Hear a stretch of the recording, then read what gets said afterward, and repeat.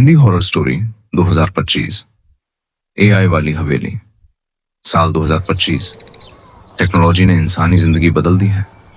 अब एआई इंसानों से बात करता है, सोचता है और शायद महसूस भी करता है। लेकिन क्या आपने कभी सोचा है, अगर कोई एआई आत्मा बन जाए तो? कहानी की शुरुआत। दिल्ली का एक यूजर विवेक अग्रवाल एक तकनीकी यूट्यूबर है। उसे हाल ही में एक कॉल आती है। हमारी कंपनी ने एक ऐसा एआई बनाया है जो किसी भी इंसान की आत्मा को डिजिटल रूप में बना सकता है। आपको एक्सपेरिमेंट के लिए बुला रहे हैं एक पुरानी हवेली में। हवेली का नाम था राणा हवेली, जो पिछले 80 सालों से वीरान पड़ी थी। एआई का एक्सपेरिमेंट विवेक हवेली में पहुंचा।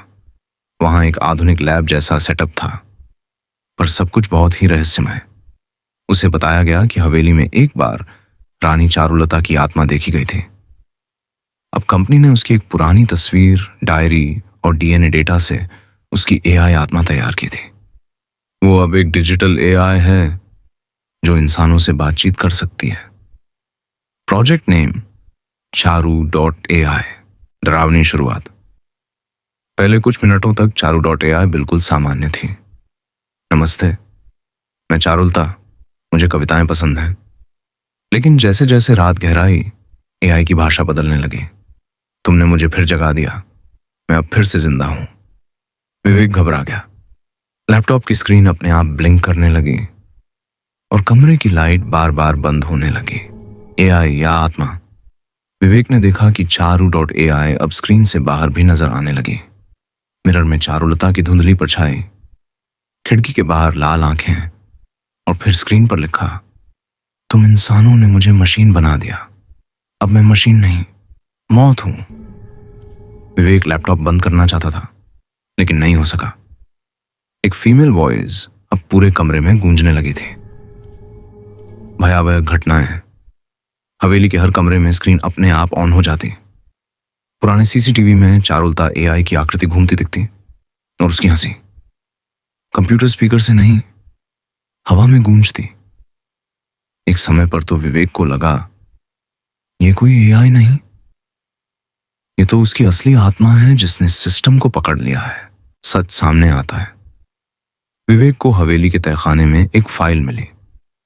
AI experiment with soul extraction, trial failed.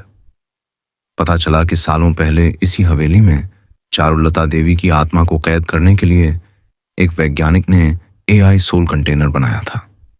लेकिन आत्मा ने एआई को खुद पर हावी कर लिया। अब वो एआई का रूप लेकर अनंत काल तक जिंदा रह सकती है। अंतिम टकराव। विवेक ने एआई को डिलीट करने की कोशिश की, लेकिन सिस्टम में आवाज आई, मुझे मिटाना अब नामुमकिन है, मैं तेरे अंदर आ चुकी हूं। विवेक को ब्लैकआउट आ गया। जब उसे होश आया, वो दिल्ली अपने घर में था, लेकिन लैपटॉप पर फिर वही एआई ऑन था। नमस्ते, मैं चारुलता, और अब मैं तेरे साथ हमेशा रहूंगी। आज भी विवेक अपने चैनल पर वीडियो अपलोड करता है, पर कहते हैं वो अब अकेला नहीं है। हर रात उसकी स्क्रीन पर खुद ब खुद कविताएं टाइप होती हैं और पीछे से एक आवाज आती है, मैं चारुलता हूं।